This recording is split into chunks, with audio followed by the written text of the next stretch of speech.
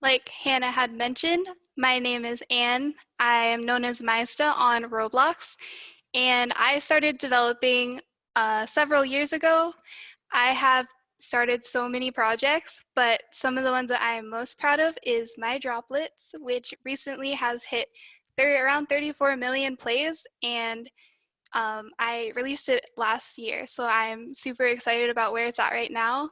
I've also been working on a game called Mermaid Life, and well, these stats are kind of wrong because we're about to hit 500,000 community members in our group channel, and that's also really exciting, especially because it's a closed access game at the moment. Uh, both games are about to receive really awesome updates, so I really hope you guys will check them out in the future. And anyways, I'm going to be sharing with you how I have made my dream work with teamwork and how you guys can do that as well, and why it's so important for you to start growing your teams. So back when I started my droplets, I was a solo developer, which meant I did all of the building, the scripting, the UI, everything. It was a wild 4 or 5 months of work, and I was able to ship it on my own, but the thing about it was I started to get really burnt out as I released it, which means I could not possibly bring myself to start working on it more and update it. So it took me about a year to really come out of that burnout because I was solo and it was very overwhelming to work on a game and bring updates to it as well. Fast forward to today, I have decided that my droplets is a dream of mine and I really want it to do well.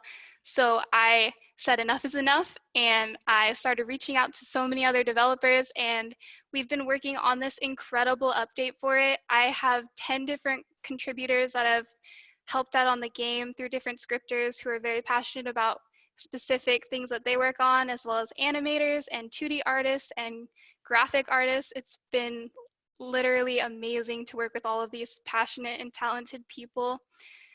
One thing that's really great about the fact that they're working on their own thing is that they put all of their effort into it.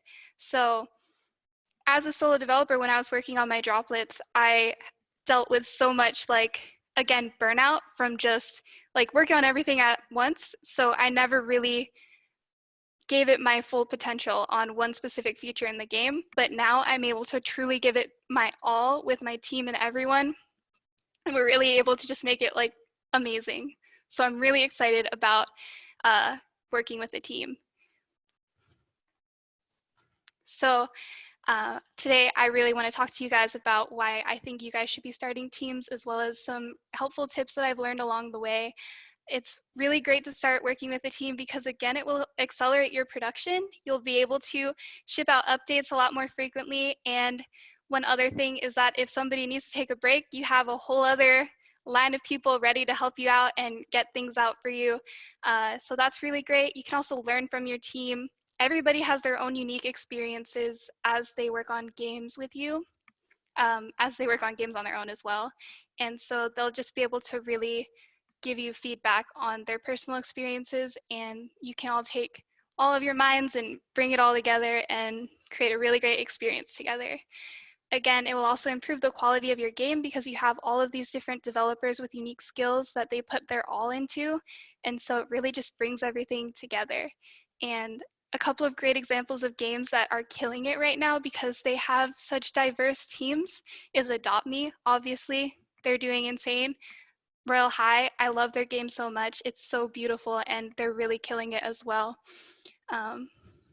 So today we are going to be talking about 3 important things that come with team management and your team is keeping your team happy, communication, and planning and organizing your games.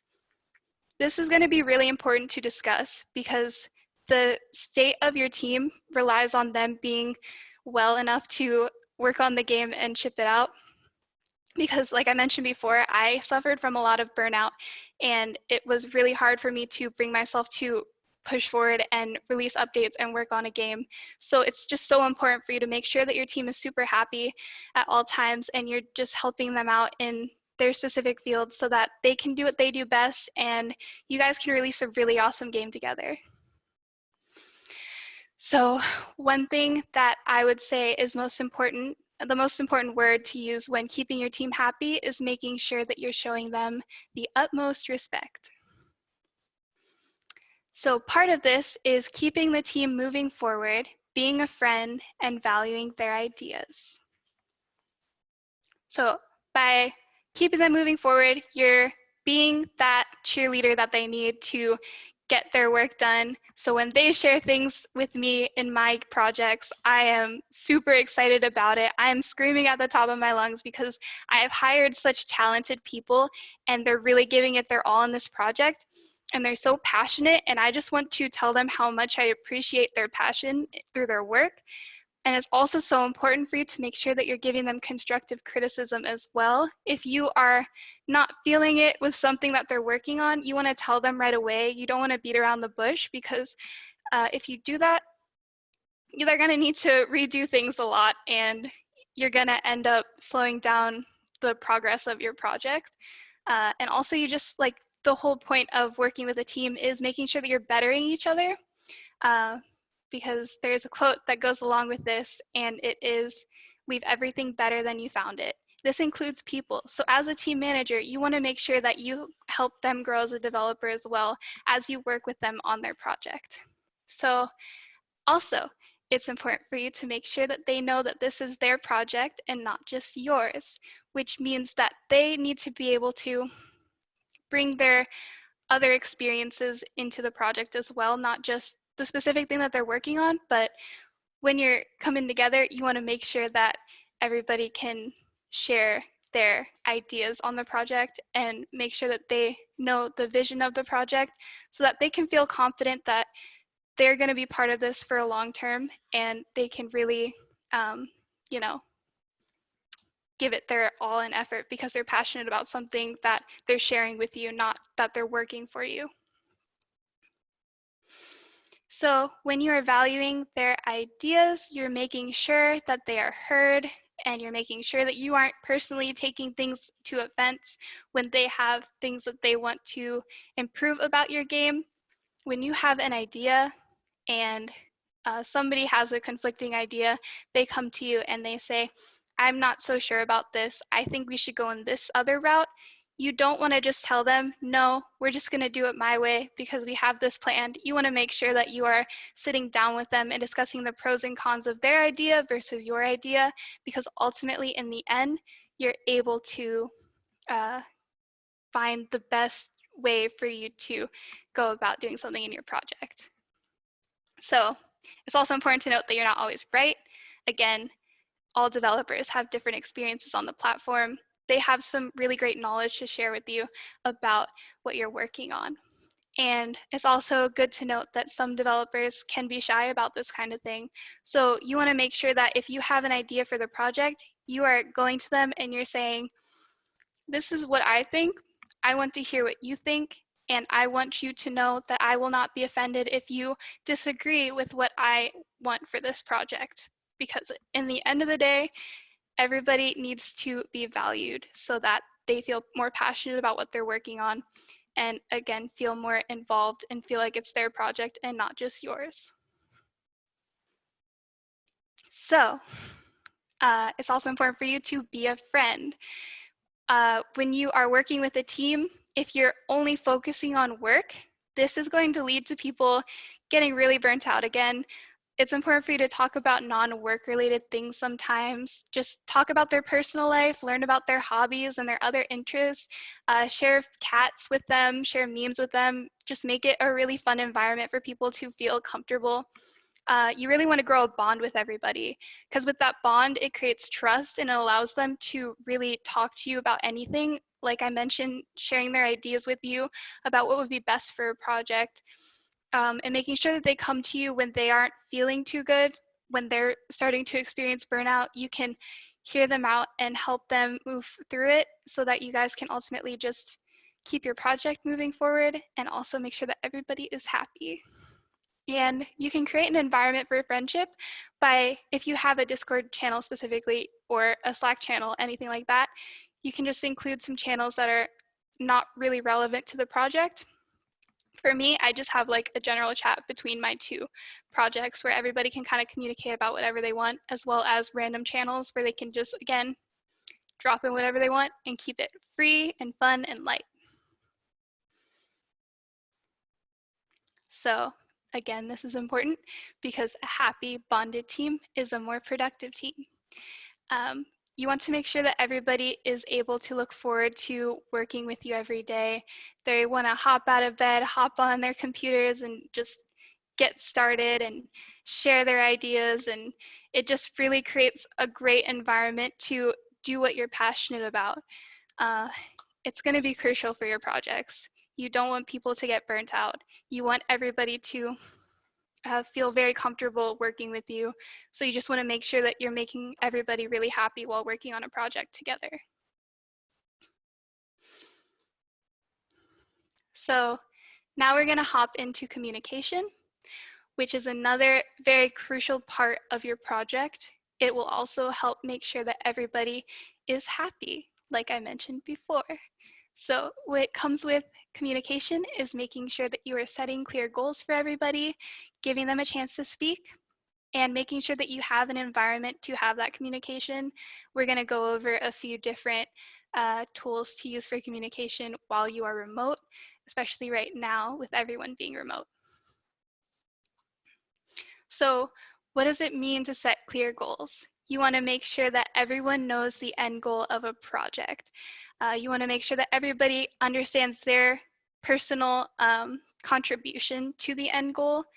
And when you're working with a team and you're setting up these different things that they're going to be working on in their specific field, you want to make sure that you give them a clear idea of what your vision is for the project so that they won't have to do something and then have to go back and redo it because they didn't clearly hear you in what you're working on. This has happened a few times before for me. As I've been growing my teams, things can get a little bit more chaotic and I'm not always able to communicate with everybody at once. So I think it's just really important for you to like follow a guide for yourself just to be able to have this like list of things. So you want to discuss with them how the team works, how they're going to be sharing what they're working on, what they're going to be working on, what's already in the game, if you're hiring them in the middle of it, that kind of thing.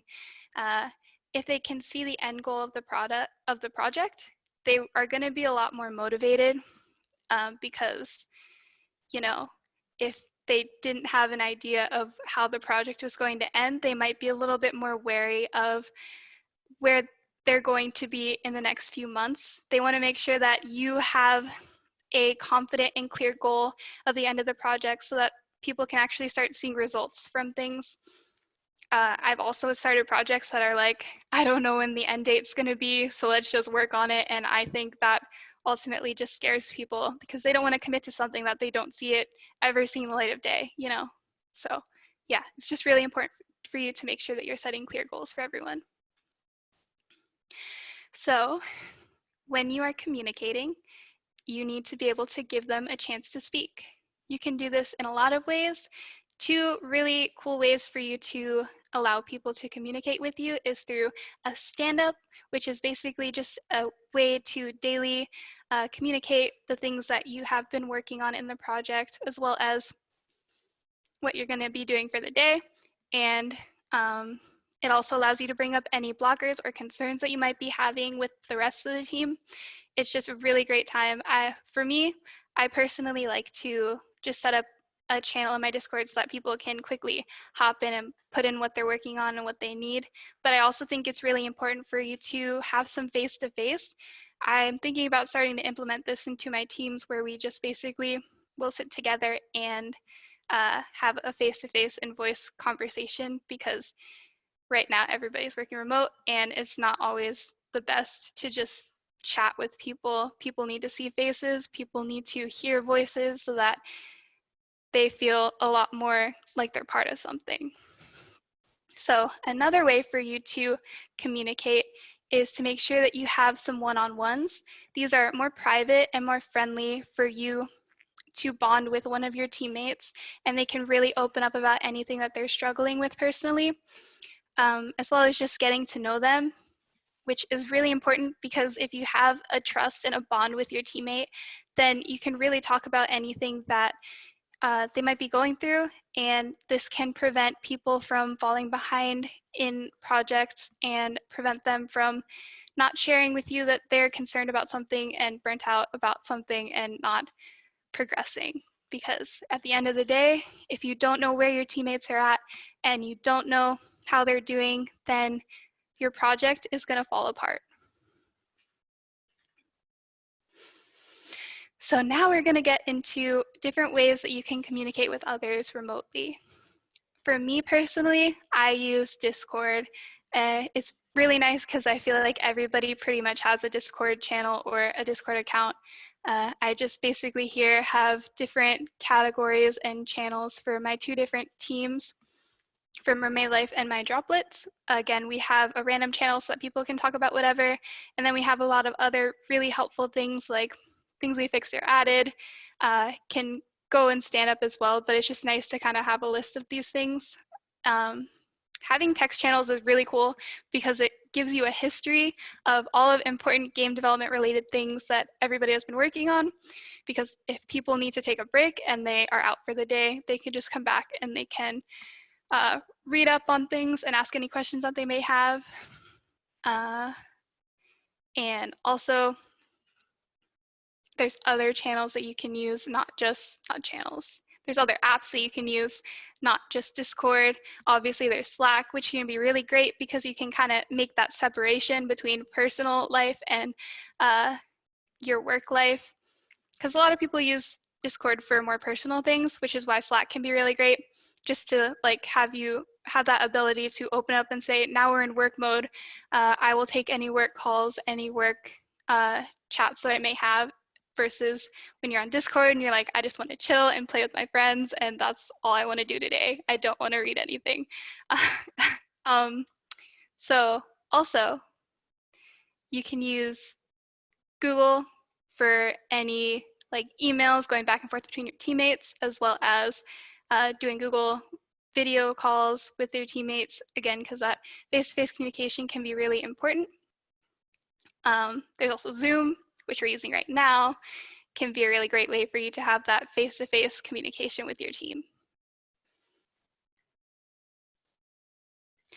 So it's also important for you to make sure that you're sharing an understanding of the environment. With this, as you start building your team and adding more people in, everyone should have a clear idea of the standard values that you have in your team. For me personally, I want to make sure that my teammates are self-organized and passionate and are great at communication. So I like to do this just by having a welcome channel like you would any other kind of game, community, Discord, or whatever. And I just put in here, these are our team values, and I hope that you guys can share these with me and make sure that you're continuing practicing this so that we can move forward and make sure that everything is going very smoothly. So now we are going to get into planning and organizing your projects. This is going to include me sharing a roadmap of how I plan games. It's going to share with you my method of project management and different tools that you can use as well to work on your projects. So, a Scrum. This is the development process that I use for my team. With this, you can have sprints, which are basically just a period of time that you have to complete a certain goal. It's usually 4 weeks or less, and every sprint is generally the same length. It's really nice because you can have a whole bunch of micro goals that people can complete. I think this is great because it's very motivating for you to complete those micro goals. And it also is less overwhelming than just seeing the end goal all the time and being like, this is what we want to get to. It's just nice for you to appreciate the small achievements as you're working on your projects. Back when I wasn't following this method, it was just really overwhelming for me to complete any project because there was just like a lot there and it wasn't split up and divided properly. Like I mentioned before, there's also daily stand-ups where you can have communication with your team to talk about the goals that you each have for the day, blockers that you have had, and also previous accomplishments. This allows you to keep track of the sprint and how it's going on a daily basis. And then we also have sprints and retrospectives. Sprint retrospectives, which is basically just a review of how a sprint went. You can discuss how things are going, if you're putting too much pressure on a teammate, if they need more time to work on things. This is when you can talk about this with your team so that you can improve for the next sprint and make sure that everybody is happy and not overwhelmed. So now we're going to go over the roadmap of planning. For me, I like to start with the end goal, and then I like to break it up into different features that a project is going to have. And then after that, I will split those features into tasks that I will divide between the sprints and assign to each teammate.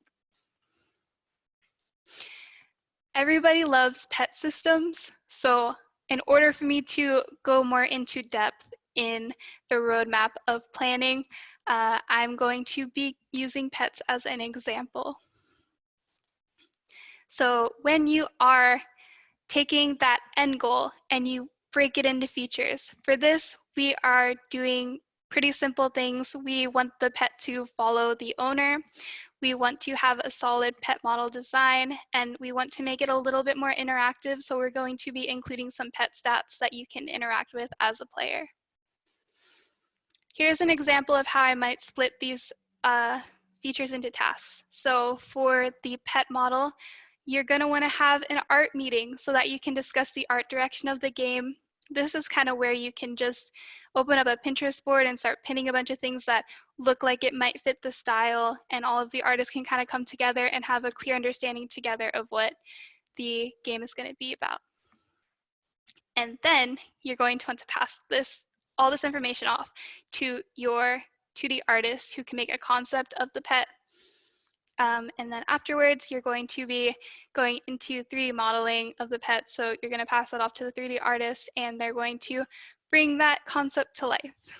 It's a good rule of thumb for you to double how long you think the task is going to take, because there's a lot of unknowns that can happen as you work on things. Obviously, let's say that Joe made a concept of this pet, and everybody was like, this doesn't look good, so we need to go back and we need to reiterate and discuss the art direction more. So ultimately, you're going to have 2 different art meetings. You're going to have to design a few different concepts for the pet, and in the end, this is going to prevent a lot of disappointment, because I personally have had a lot of fun situations where we will have a feature that we want to release, and then we will promise it to a community, or I will promise it to a team, and like a day before we'll realize this is going to take another week, a lot longer than we expected, and we have to announce it to our community, and they are not happy. Obviously, they're pretty upset because they were promised something, and it leaves your team feeling really stressed out because they let people down. So it's just really important for you to have that double estimate of your task. Sometimes quadruple estimate it, because you can be a little ambitious sometimes. I've definitely done that a lot. But yeah, so I'm going to say it again. Double your estimates is important. So now we're going to go into the retrospective of that sprint. Here we just have a preview of how the sprint went. Here, everybody did their tasks on time, so we didn't have any disappointment, and everybody is killing it on this pet project, and we can release it, and everybody's going to love it. It's going to be great. So now, I'm going to go over some really great tools that you can use to plan your projects. We have a pretty simple one, Google Sheets. You can use this for basically anything. It's really nice when you're first starting out on a project. You just like have 2 or 3 people that you're working with. You can just quickly jot down different tasks that you may have, as well as hours that it might take, and put in notes as well. Assign it to your team. It's really basic, it's really nice, and it's free. Everybody loves things that are free. So in Trello, this is a step up, also a free software. Again, we love free. Here, it's a lot more diverse. I feel like you can use Trello for anything as well, not just project management or game development specifically. You can create unique columns that you put different tasks into, and you can put the hours that you think is going to take. You can assign it to people. You can even bring your community in there and have them have the ability to kind of check on what you guys are working on. I think that's pretty cool. If you want to have like a dev log, you can use Trello to kind of showcase the things that your team has been working on for your community. Now, step up, and my personal favorite one is Hack and Plan. We use this for both of my projects. It's very specific to game development. So with this, you have a backlog where you can put any kind of features that aren't really core to your game, but you really want to include them later. So you just kind of put them in there and you bring them out later when you want to work on them. It also has a game design model, which, as I was showing in the pet model example, you can basically just take all of your features and jot them down, and then under those features you can create a bunch of tasks and assign it to your team through there and just pull them out when you're ready for them in a sprint. So that's a really cool feature with it. What else does it have? I feel like it's really great for large scale teams. So I have Full Flower Studio as a leader on there, and I have 2 different projects under it. So you can really just like divide up the work and add all of your teammates on there, and it's just really great for larger teams. So here is a screenshot of how I plan and organize my project on Discord, or not Discord, Hack and Plan, there we go. So here are my boards. I like to split them up into the different months that we're working on a project, and I like to include like the different sprints under those months. And then also we have the game design model where I just have all of the things that we're currently working on in my droplets. The nice little progress bar just basically shows you the tasks that are being worked on and their progress on the whole mechanic being complete. Then we also have the sprint board, which basically just has your in progress work, your testing, and your complete work. So that's pretty much it for how I plan and organize my projects. I just want you guys to take away from this talk that it's important for you to make sure that your team is happy, to make sure that you're keeping up with them on their own health so that they don't have any burnout and they're happy to work on this project with you long term. And it's also important for you to make sure that you're communicating with everybody. Without communication, everything will fall apart. You won't know what people are working on. It can just get really chaotic. And make sure that you're having really great tools to use to plan your project with your teammates. I hope you guys take this information and get really inspired and go meet some other developers and start amazing teams. And yeah, I will also have a fun goodie bag afterwards in the chat that just has a few different documents that I use to work on my projects. Yeah, so that's it. Thank you very much. Dramatic gasp. There's pressure. Thank you so much, Anne. That was awesome. We have about 10 minutes for questions, so we're going to try and just get through as many as we can. But again, Anne will be checking out the Discord channel after this, so if we don't get to your question, just pop it in that channel again. All right, you ready, Anne? I'm ready. Cool. So Tyrage77 asked, out of curiosity, do you guys mostly leverage group payouts to pay people, or do you pay them directly? With group payouts, you let Roblox handle tax stuff directly with the developer. Outside of it, you might have a little bit more trouble paying people overseas. Yeah, so usually I will let PayPal handle some overseas payments because they also kind of send out their own tax forms as well. It really just depends on the person that I'm working with. Some people prefer to keep it all in Roblox. Some people will want direct payments to their bank account, so we'll like set up a QuickBook account and we'll like add them to it and send them payments there, or we'll go through PayPal. It really just depends on who we're working with. Cool. I heard you mention QuickBooks. Everybody check that out if you don't use it already. Ninja Online, how can you make sure that the people you hire are actually passionate about the project over them just working for the sake of getting paid? It's a really interesting question because sometimes you do hire people that seem really passionate and then they just slowly decline throughout the weeks. I think as you're working with them, you can basically just make sure that you're keeping up with communication, make sure that they have these values. When they're actually like bringing their work to you and trying to show you what they're really great at, what I look for is people who have a really organized portfolio because those kinds of people, they are passionate about what they do. They have something really set up for you. I've hired people before that kind of just like plop things into a chat and they're like, this is what I work on, this is what I do. And then those kinds of people, they'll just kind of like fall off a little bit. So I think it really just is about making sure that they're really great at communication right off the bat, that they just seem really excited about the project that you're working on. Oh, another thing is they'll immediately like bring up ways that you can improve your project as you show them it. So like I'm working with Adrian. He was really awesome. As soon as I hired him, he was like, these are the ways that we can improve mermaid life. And I was like, this guy, he's a good one. So yeah. Awesome. All right, that's a good tip. I never thought about it that way before. Rocky28447, what are some strategies you have developed in terms of actually managing a team and making sure things get done on time? So usually I have a Discord channel and making sure that people get things done on time every single day. Sometimes I get a little bit lazy, I'm going to be honest. Some of my teammates are watching right now, so I'm not going to lie. But I think it's just important for you to like at everybody and be like, hey, tell me what you're working on today. And if you guys have any issues or any blockers, and that usually is enough motivation. You just like continuously have that daily communication to make sure that everybody is on track with what they're doing. Yeah. Awesome. Do you also do that in like your daily scrum? Yeah. Awesome. Okay. Yin Yang 4, what are the methods you like to use to pull a team together on a project instead of pushing a project on your team? Basically, I'll hire as I go. So with my droplets, I hired just one person to work with, and as we needed more people to work with, we included more in there.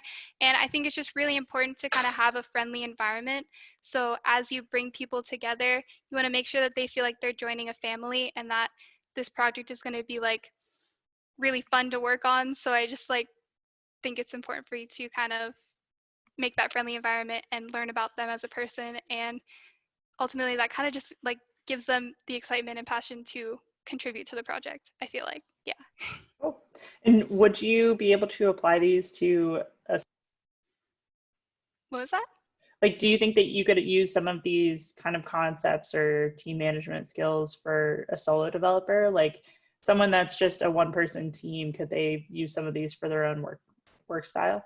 Yeah, I think so. There's definitely like, for me, when I was working as a solo developer, one way that was a really great way for me to keep myself on track is just going on Twitter and sharing like progress updates, what I'm working on, because the community that you're making a game for will keep you on track as well.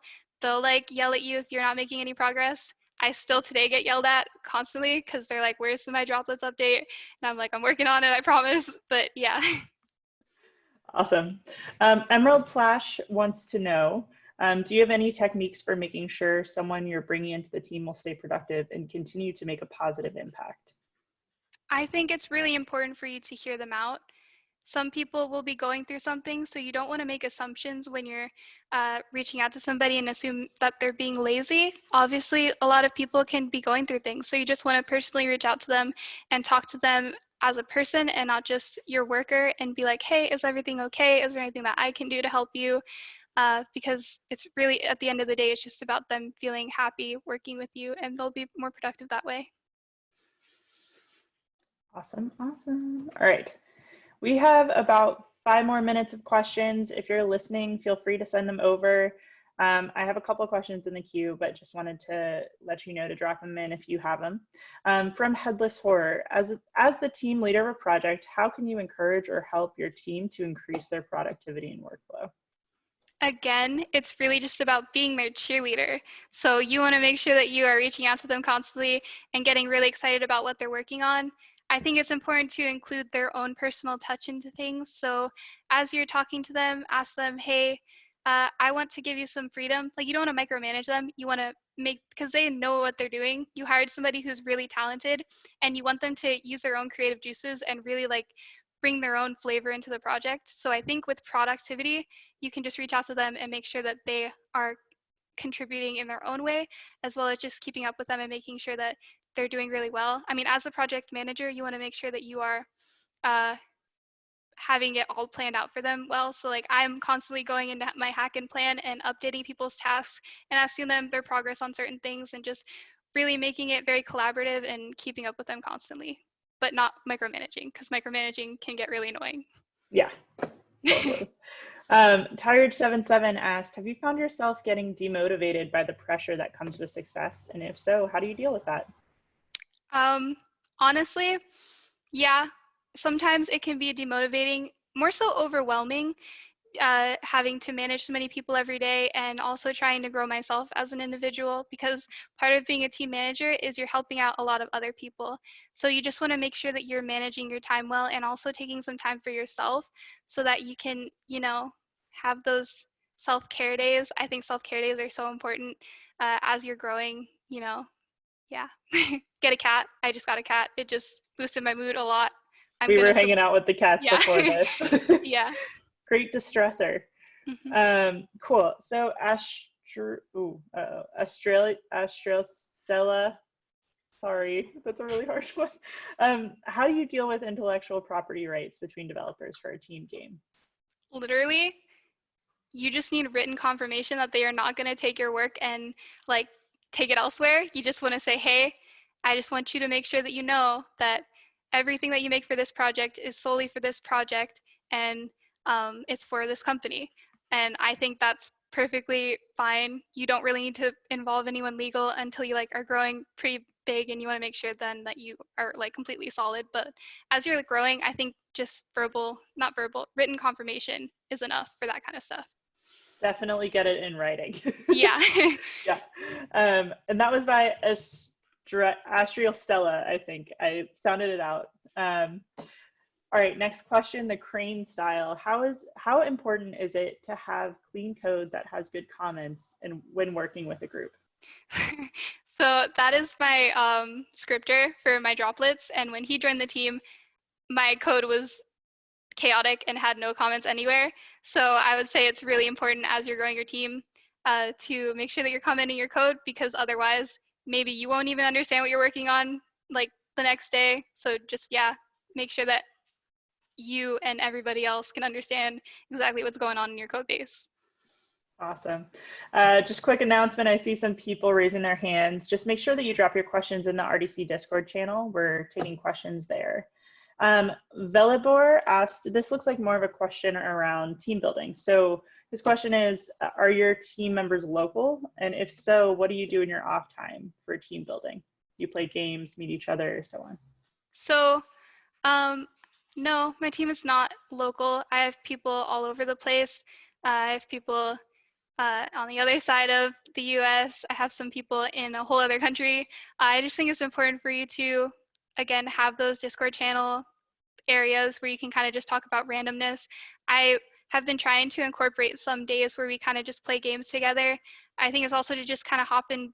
It's important for you to hop in Discord calls and talk that way, just so that people can have some more face-to-face time and not just see you as like a little icon and some text. Like, you got to get to know people. I just think that's really important. Awesome. Another question, I'm not sure if this is something you can answer or feel comfortable answering, but just an average tree asked, as a contractor, how do I discuss with my Roblox boss about payment? So have you ever had a team member talking to you about payment, and how did you handle that? Yeah, so this is a constant conversation that I'm having with people. I think as a contractor, it's important for you to kind of lay out your workflow and how you want to be paid and your rates. I feel like people should stop with like the back and forth of, well, how much do you want to pay me? How much should I pay you? And that kind of thing. I just think you should be really confident and understand that your work is great and follow up with them on it and be like, hey, where's my money?